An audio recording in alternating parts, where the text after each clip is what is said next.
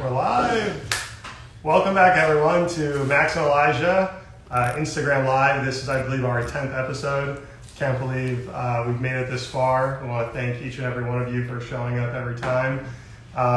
And thanks for putting up with me. Yeah. We're glad to be doing this 10th Instagram Live and hope that we're adding value to you. Today we're going to be talking about political stuff. And so Maxx is going to start and I chose the subject because I thought you were going to do all the talking. I was going to sit back and smile and nod and say, yes, correct, right. All right. So go for it. I guess we'll say it. Not saying it's very long. But we're going to be talking about Proposition 15, which basically, if Proposition 15 gets voted, if it passes in November, it will allow for the state of California to start reassessing property tax values. Property values will be reassessed. Essentially what that means is that a lot of people bought buildings many years ago. They bought, let's say, a commercial, like a strip center, apartment building, and they bought it, let's say, 10, 20 years ago. The property tax that owner pays is basically fixed. It can go up small increments every year, but if Prop 15 passes, then the property tax rate will not be fixed. It will adjust according to the current market value. Yes. That's the end. We're exactly. done. Yeah. Exactly. So the history is in 1978 they passed Proposition 13, which, and I don't know if you were just saying this. Am I repeating what you said? No, I didn't talk about the history. I didn't talk about the history. No. They set in the law that property tax was going to be based on when you purchase it, not its current market value. And now the goal is to remove Proposition 13 so that you can reassess property values and have the property value be the property tax be based off the value. And it's set out to affect commercial properties and industrial properties, which are mostly business owners.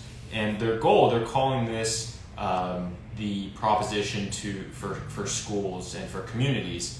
But if you actually look at how they're divvying up the distribution of funds, 60% is going to government and special districts, and then 40% are going to schools. So they're not even putting the majority of the money, not even more than 50% for public schools and community colleges. So the goal is, they forecast that if they implement Proposition 15, it will increase tax collections over $11 billion. That's a lot of money, for the state of California, and they're seeing, in their eyes, benefits for the state.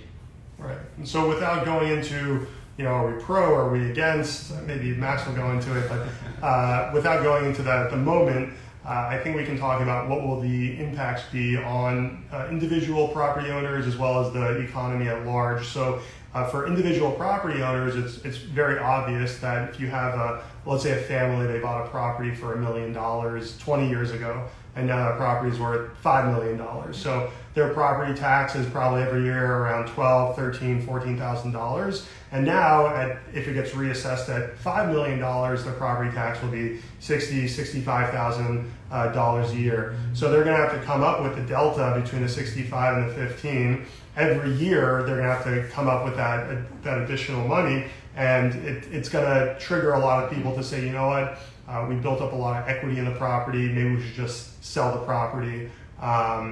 There's certain people that it will still make financial sense for them to hold on to the property. They may have to increase their rents as a result. There's no question that there's going to be impacts on individual property owners and that it will trigger a lot of sales. Exactly. It comes down to the owner will have to sell because they can't cover the expense anymore, or they have to increase the rent. So somebody's going to have to come up with the money, right? The $50,000 that you said, the difference between $12,000 and $62,000 right. For 50. That's the extent of my math in my Excel spreadsheet. 62 minus 12. Yeah, there we go. Okay, perfect. Okay, You fact checked it. So yes. Somebody's going to have to come up with it. It's either going to be the owner, the tenants, or a combination. Well, the owner's going to have to pay it, but the question Yes. is, where is that money going to come from? Exactly. Right. So it's going to come from the tenants, essentially. They're going to raise the rents on the tenants, and the tenants are therefore going to raise the rent, and they're going to raise the cost of their services or products. So let's say you had a convenience store and they were charging $1 for a stick of gum, and now they're going to charge $1.50 or $2. Well, depends how big the stick is, right? But that's the answer, is that essentially the landlord will be responsible to pay for this additional for the tax, which will go up, and how they're going to pay for it. Either they'll sell the building, so the new guy can pay for it. They'll pass on the cost to the tenants if they're able to increase those rents. And yeah, it's pretty simple. They got to pay it. You got to pay it. The good news is that if it does pass, good news for long-term owners, that if it does pass, we'll probably have 4 or 5 years until this is implemented, and that'll give enough time for people to either sell their properties to the Goldfinger Group or figure out ways to add value to the property so that they can charge a higher rent than what the current tenants are paying. For sure. And, Justin just brought up a good point that the tenants won't be able to afford it. Well, what happens is they increase their cost of goods, or they go out of business. Right. And so like this haircut I got was like $40, right? Overpaid. But still, if that guy now, he's got to pay, that tenant specifically has to pay $1,000 more every month in rent. He's not going to charge me $40. He's going to charge $50. Yeah. Right. Or he'll go out of business. Right. And the scare, you talked about, we're also going to cover, the market and economy impact is you may have small businesses that go out of business, declare bankruptcy because they can't afford it, as well as the fact of a lot of these small businesses own the property that they operate in. So now your expenses go up $50,000. What do? And if you can't increase your income to cover that and you're operating at a negative, you're out of business or you file bankruptcy. So there's a huge impact on small businesses that, the value that this gets implemented at is if you have $3 million of property or of like business value. So, and it's cumulative. So if I own 2 properties that are $1.5 million each, it gets triggered.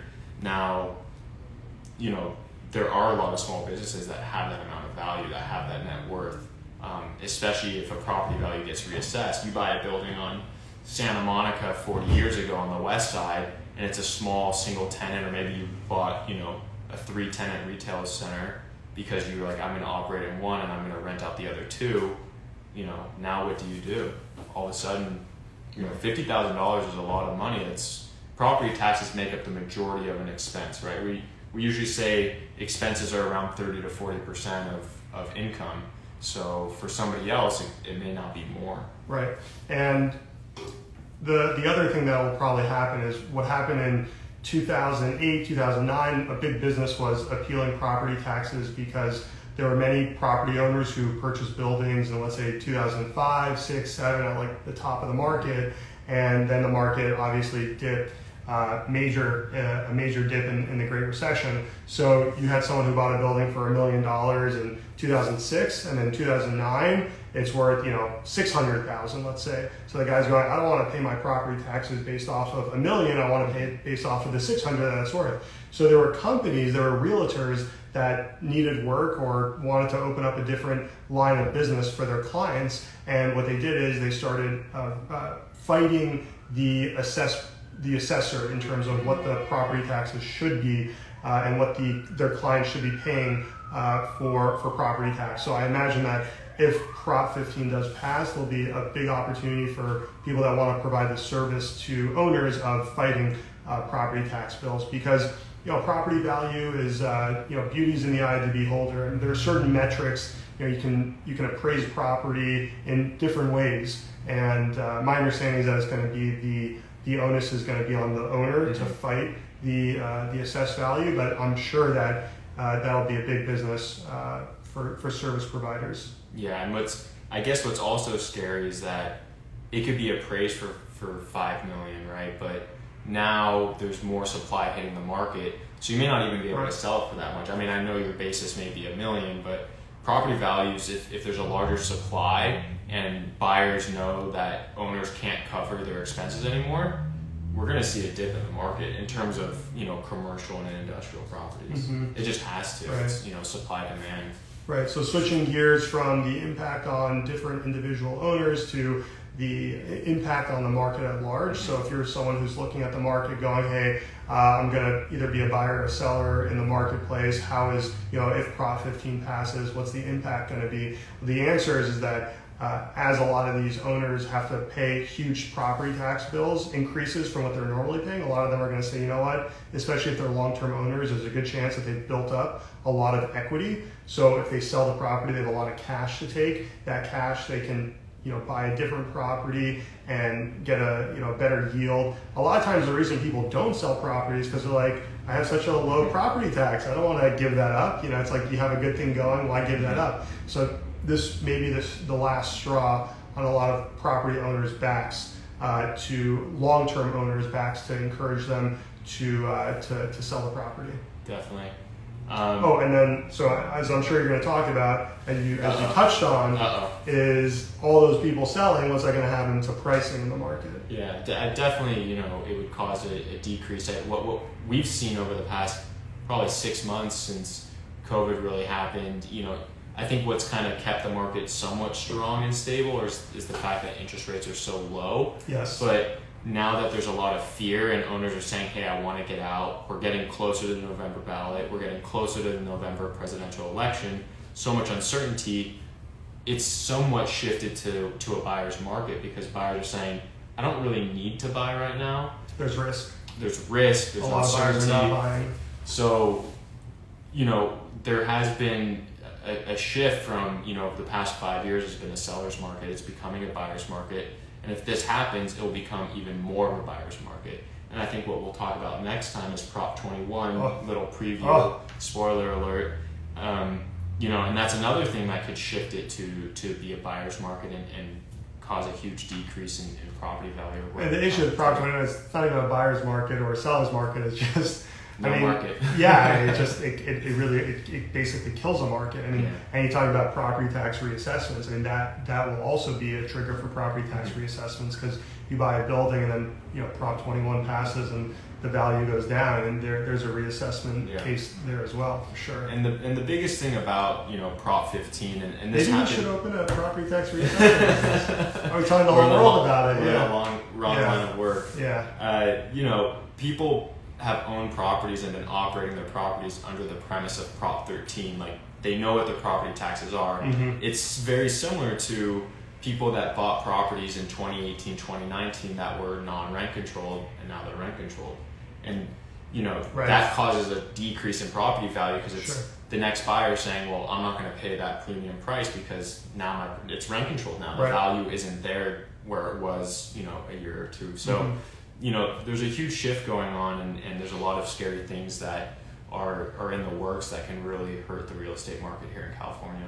Right. When we say scary, it just means reevaluate, adjust the underwriting, be aware of the risks that are that may happen. There's uncertainty, there's risk. Some people, may think it's scary. Some people just adjust their underwriting and their modeling and adjust for the risk and adjust for the uncertainty. I think that's it. Unless you have anything to add. I can keep going, but he loves this stuff. That's why I picked this topic. Exactly. Thank you guys for joining us. We'll see you in 2 weeks. If you have any questions or any thoughts about property tax reassessments, Prop 21, Prop 15, hit us up. Send us those DMs. Look forward to hearing from you.